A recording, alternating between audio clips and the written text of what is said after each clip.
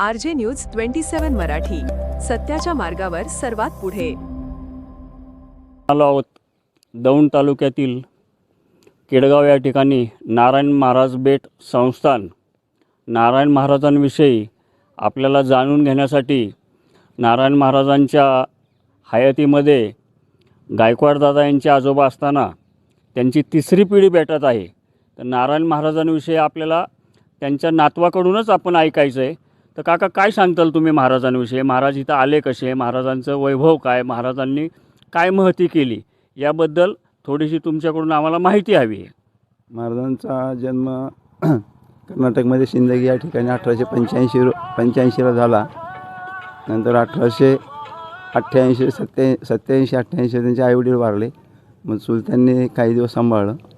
नंतर त्यांनी त्यांच्या आईच्या आईकडं, आजीकडं नरगुणला, धारवाडजवळ नरगुण म्हणून गाव आहे, तिथं सोडलं. त्यानंतर आजीकडून एकदा साजूक तूप खायला मिळालं नाही म्हणून ते घरातून रागाने बाहेर निघाले. तसेच यल्लामाचं देवीचं दर्शन घेऊन, कोल्हापूर महालक्ष्मी दर्शन घेऊन सासवड मार्गे बापदेव घाटातून पुण्यामध्ये गेले. पुण्यात माळी महाराजांना भेटले. पुण्यात बापदेवला आले, बोबगावला आले. बोबगाववरून पुन्हा आर्वीला गेले. आर्वीवरून सुप्यात आले.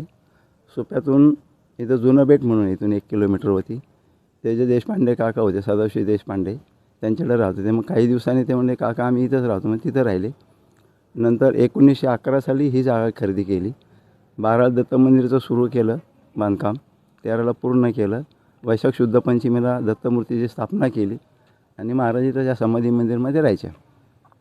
नंतर मग पुढं भरपूर उत्सव केले त्यांनी. वैशाख शुद्ध पंचमी, दहीहंडी कार्यक्रम, तुळशीच्या लग्नाला, असे नामस्मरण. 1933 साली 1108 पूजा केल्या. 1935 साली 1 तासाला 108 असे 24 तास 7 दिवस कार्यक्रम केला.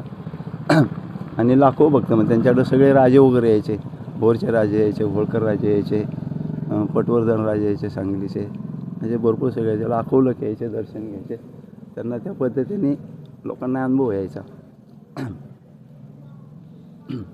धन्यवाद दादा, थोडक्यामध्ये आम्हाला माहिती दिली त्याबद्दल. RJ न्यूज 27 मराठीसाठी विकास